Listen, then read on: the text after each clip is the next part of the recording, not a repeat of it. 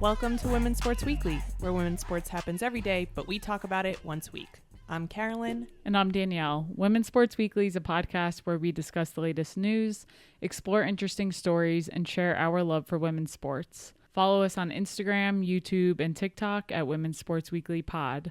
Follow us and rate us on Spotify and Apple Podcasts. And if you follow us on Instagram, we have new stickers. Yes, different shapes this time. Different shape. They're circle this time. They're very much similar to the last one. So if you have one from our last giveaway, you're not missing out on anything. But we did run out of our previous stickers, which is really great. That means there are 100 Women's Sports Weekly stickers in the wild. Now we have 200. Nice. So we are ready to give out some more. So follow us on Instagram at Women's Sports Weekly Pod, and we will drop the details on how you can get a new Women's Sports Weekly sticker. I feel like we are traveling nonstop, and I want to name this beginning segment, Where in the World Are the Women's Sports Weekly Gals? Is that too long? I think it's very relevant, and all this travel is making me very tired. Where were we this weekend, Danielle? We got to explore a few different towns in southern Colorado. We stayed in between towns called Durango, Colorado, and Silverton, Colorado. Really beautiful area in the San Juan Mountains. Yeah, it was our first time there. If you live in Colorado, you know that there are just sometimes when you drop into places, when you're driving through a pass, a mountain pass, where you drop in and you're like, oh my gosh, this place is beautiful. And that happened when we arrived in Durango. It was our first time there. And we got to stay at this cute, tiny little Airbnb that was a tiny home and had a hot tub and a sauna. This was actually a celebration for your birthday, but we couldn't find the time to do it with vacation and things like that. I know, first world problems, but we were able to find some time this past weekend to do that. And it was great. So it was a lot of fun, very thankful. So thank you for planning it. I really want my own tiny home somewhere in Colorado, a little closer. I think 6.5 hours would be too much to travel all the time to, but would love a little mountain home somewhere. I don't know if it's just us, but we play a lot of games of like, if we had a lot of money or if we weren't constricted by money, what would we do? And we, after staying in the tiny home, we were like, wow, having something like this, even this size, would be so great in a mountain town. We've been on a Leadville kick lately, and I think that would be great to have. One of the cool things we did this weekend was go on a hike right near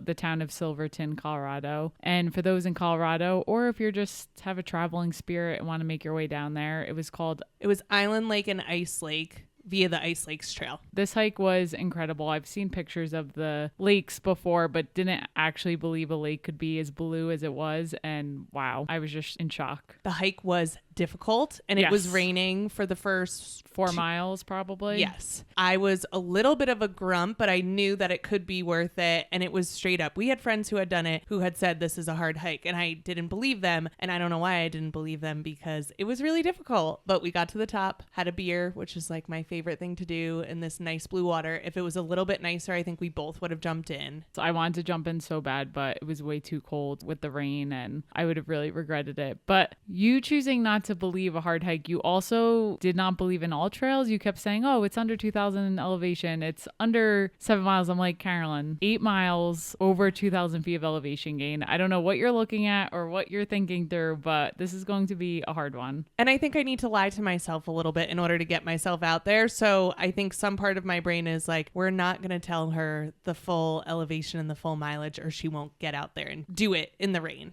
We got through it. Another cool thing about these towns, I just love checking out the different spots to eat, even though sometimes the food isn't great. But the coffee, Colorado does coffee really well. Yes, what Colorado lacks in food, they make up for in coffee in these small mountain towns, coffee and beer. Yeah.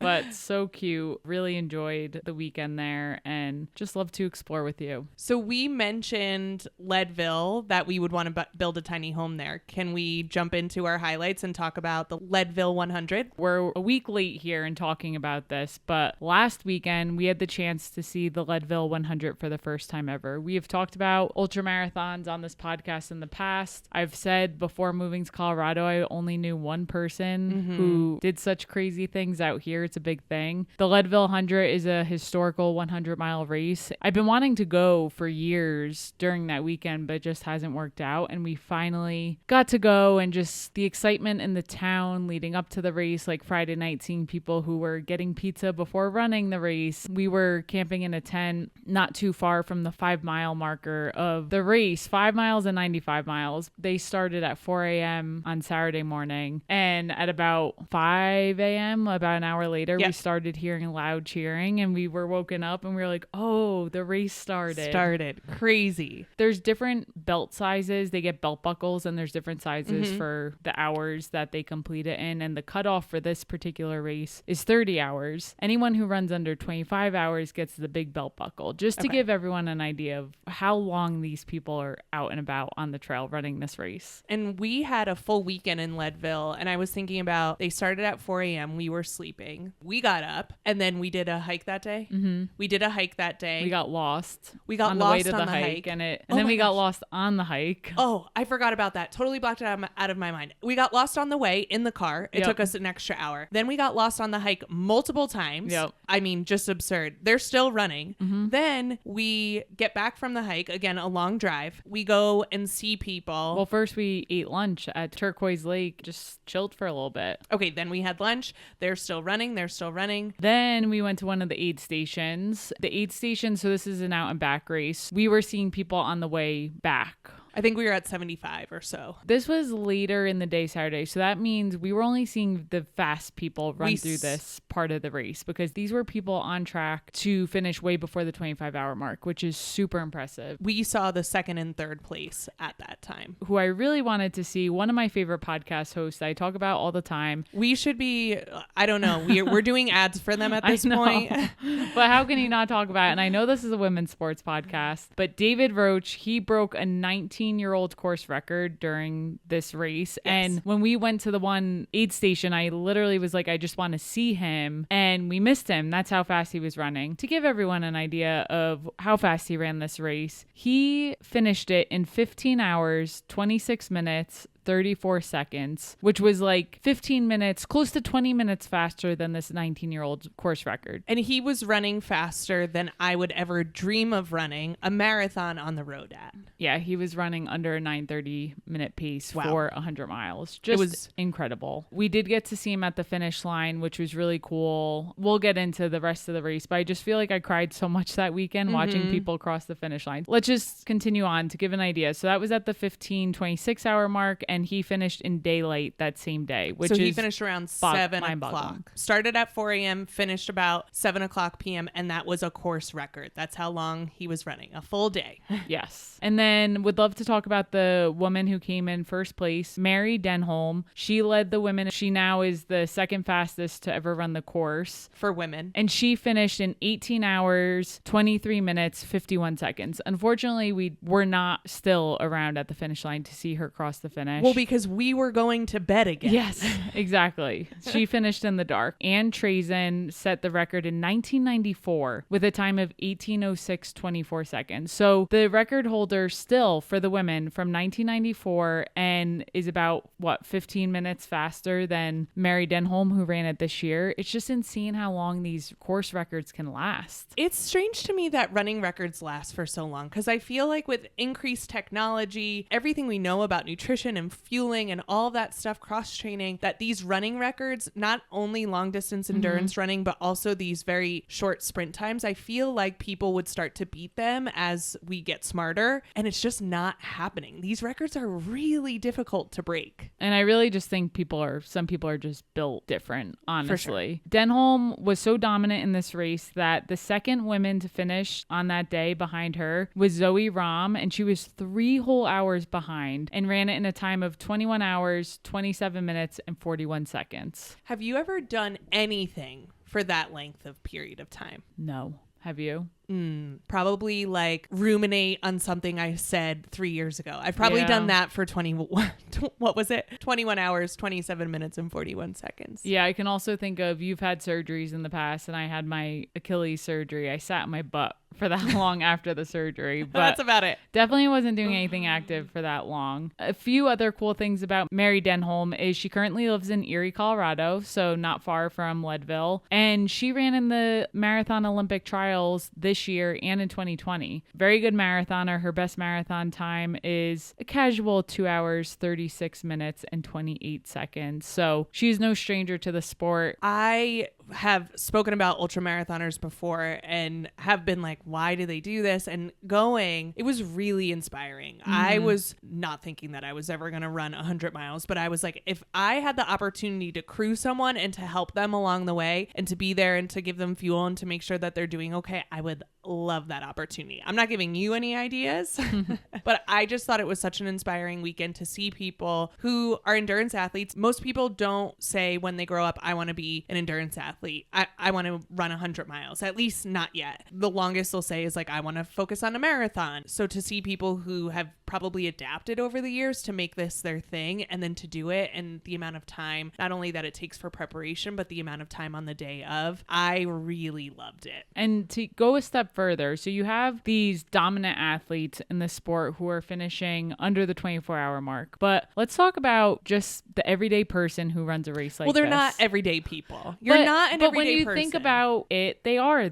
We saw a bunch of people with kids and what you would probably see on the street and just say that's a regular person. For sure. I understand what you're saying. No one is just getting up and running 100 miles. You are different. But my point is, let's talk about the back of the pack people, because those were also really inspiring moments. Like I said, Saturday morning, 4 a.m., the race started. With a 30-hour time cap, that meant it ended. The 30-hour time cap ended at, 10 a.m. the next morning? 10 a.m. on Sunday. So started at 4 a.m. on Saturday, time cap 10 a.m. Sunday. We were sleeping when they started. Yep. We got a whole other night of sleep. We woke up, went into town, got coffee and breakfast, and then went to the finish line. Yes. To watch people finish. We also have to point out that a lot of people don't finish the race, and you have to make certain mile markers by certain times, or you get DNF'd. You receive a do not finish. Yes. They do that for safety and also because they don't want people running out there for hours. Towards the 30-hour mark, you're only seeing the people at the end. Other people who have started the race but are going a lot slower were taken out at a different mile marker and told that they weren't allowed to continue. The next morning, we got to watch a bunch of women and a bunch of men finish this race, and it was so cool because in a typical race, you don't see people outside of the bibs finish a race. In this race, you have crew, like some people had their whole crew finishing the race with them. Yeah. You had moms and dads with their kids finishing the race with them. I saw people carrying dogs across the finish line, and I just was getting emotional the whole time because I'm like, how cool would it be to be a kid watching your mom or dad finish this massive accomplishment? Well, the kids probably don't even know. They're probably like, I was up for way too long. No, and I've been trekking those kids around. were excited. They have some sort of idea. Or how cool is it for that parent to be able to share that moment with their family? I just was getting so emotional. The kids might not appreciate it now. They'll appreciate it in 15 years. For sure. So that was probably my favorite part, was seeing families finish together and just experiencing those emotions. What was your favorite? I think similarly, the finish line, the attention at the finish line, the vibe at the finish line, everyone was so excited. In Leadville, they come down a hill and then they have to go up a hill to finish at the finish line. So you can see people at the top of the hill, probably a quarter mile out, and you're like, okay, they're coming. Let's get loud for them. I thought that was amazing. I was crying the whole time as well.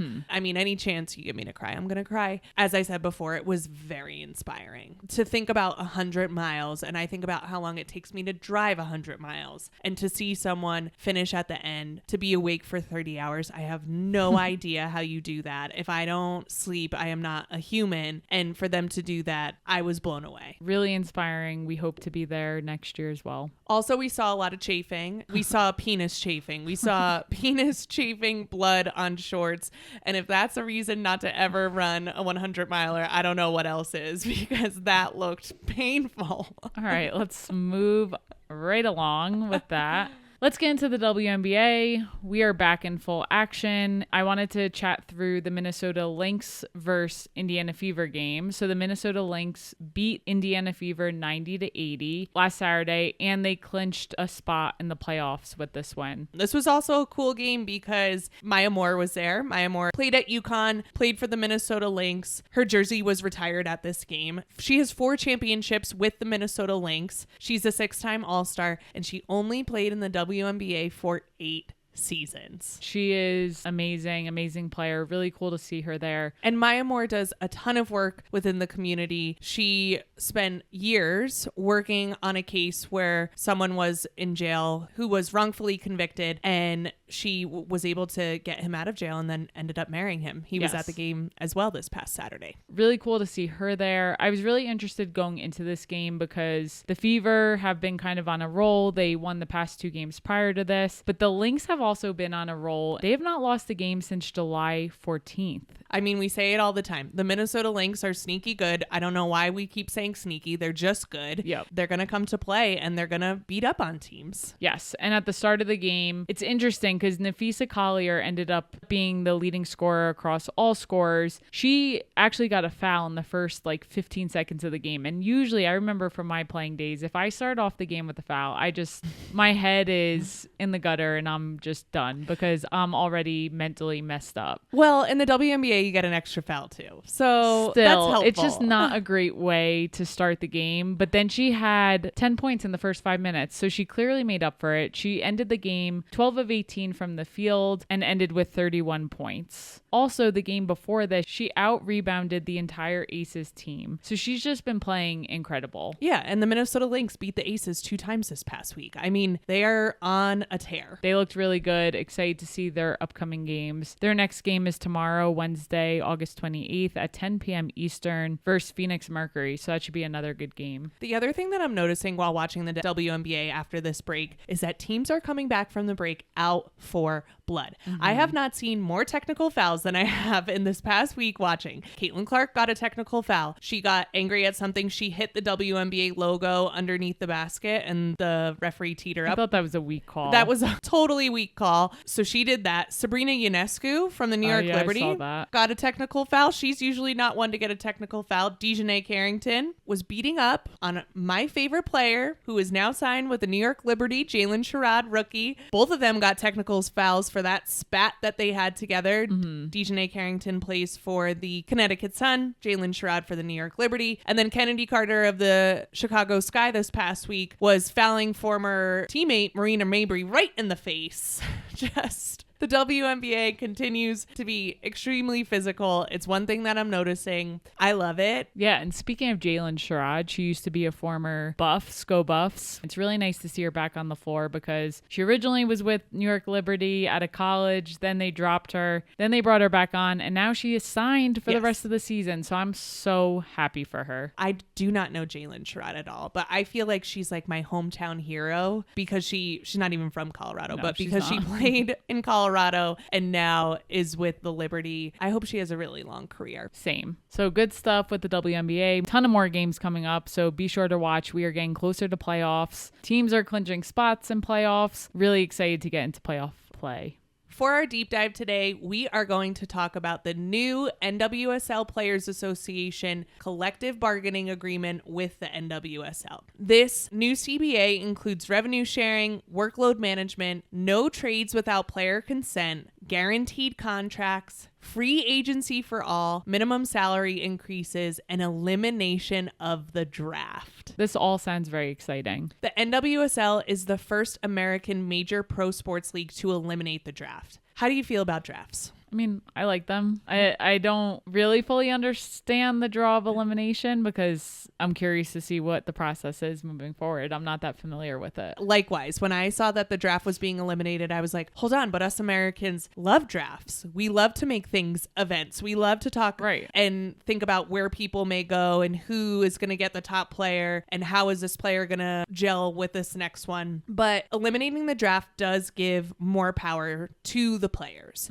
They don't do drafts in Europe. Okay. Drafts is like a very American thing. And so because they don't have drafts in Europe, this results in the building of youth academies, of academies that are playing soccer, young kids, and they try to build them up so that when they get to an age where they're ready to play professionally, they can attract them because they've been working with them so long to come to their team. That is interesting because I always forget soccer. You do start playing professionally in some cases a lot sooner than most other sports. So that when you say it like that, that makes sense. And because the NWSL is expanding and because these Euro leagues do not do drafts, this is going to make the NWSL more attractive for global players to come play here. Sure. So there is that incentive as well. And then when we're talking about player health and power to the players, the decision to eliminate the draft and the expansion draft will allow young players greater flexibility in where they play. And teams are definitely going to need to step up now to create environments that appeal to players. So it does level out the power dynamic between the owners of a club and the players themselves, because they're not just going to be there. You're going to have to attract the players you want to come to your club. All NWSL players will become free agents when their current contracts expire. I was like, okay, what's a free agent? Free agency means that a player can negotiate a new contract with any NWSL club once their contract expires. So in the past, players had to wait 6 years, 5 years, play in the league for that long before they could become a free agent. So this allows them to be free agents when their contract expires. This will hopefully result in the fairness of contracts and create more of a dynamic where teams and players mutually agree to these contracts on even terms. So it's not just you're getting put on a team for a long period of time and you don't have any say. They're hoping that this will allow for more discussion within the contracts, which brings me into guaranteed contracts. So guaranteed contracts will prevent the league from terminating a player prior to the end of their term, except in limited circumstances. This also protects players in the event of circumstances beyond their control. So say a player is playing for a team, they have a contract, and they find out they have a heart condition and can no longer play. Their contract is guaranteed, and that ensures player safety, ensures player well-being. Under workload management, the new CBA addresses game frequency, travel conditions, and time off. It sets minimum standards for charter flights.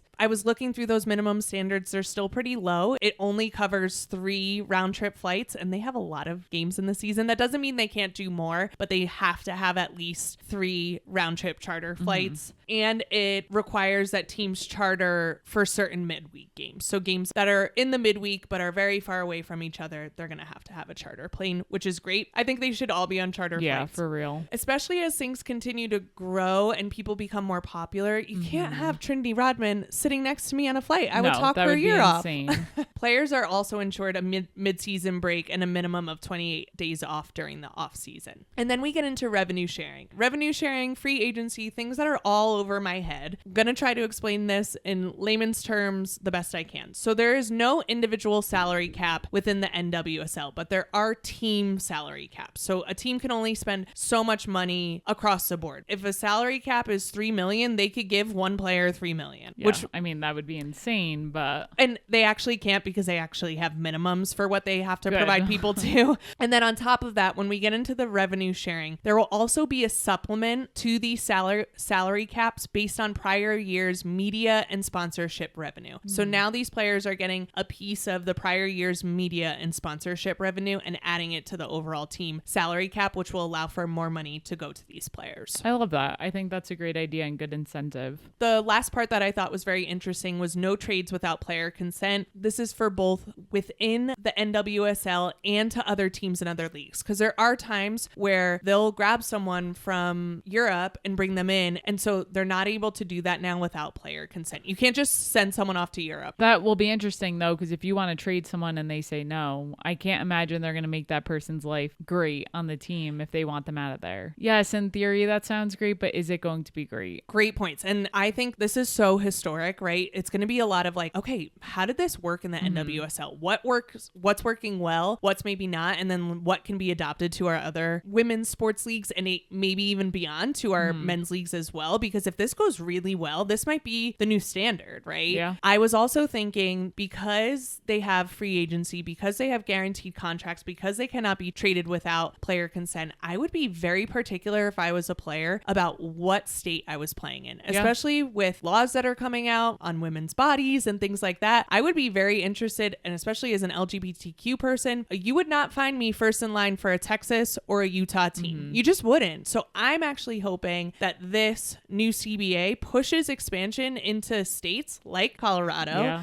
that are friendly to women's rights and LGBTQ plus rights, so that we can have players who actually want to play here. Yeah. That would be incredible. And I like that teams are going to have to step up and attract some players.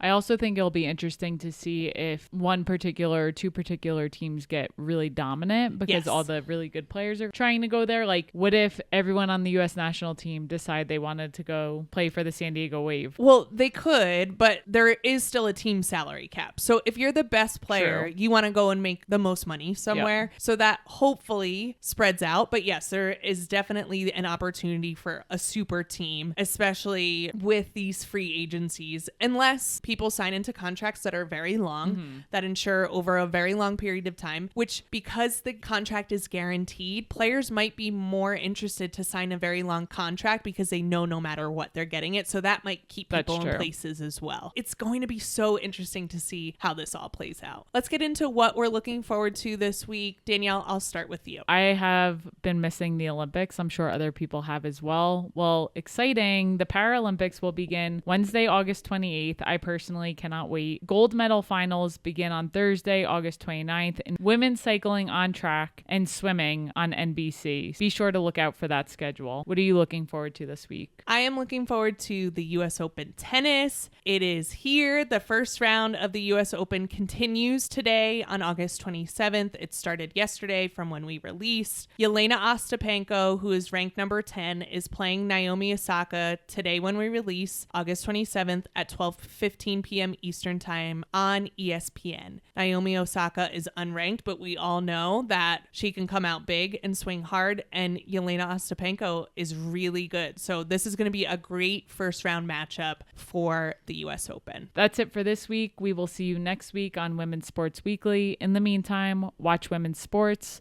Rate and subscribe to the pod on Spotify, Apple, and YouTube. Share the podcast with your friends. Keep sending us topics you want us to cover on Instagram at Women's Sports Weekly Pod. Thanks for joining us. And don't forget to follow us to get your sticker. Yes, more stickers are coming.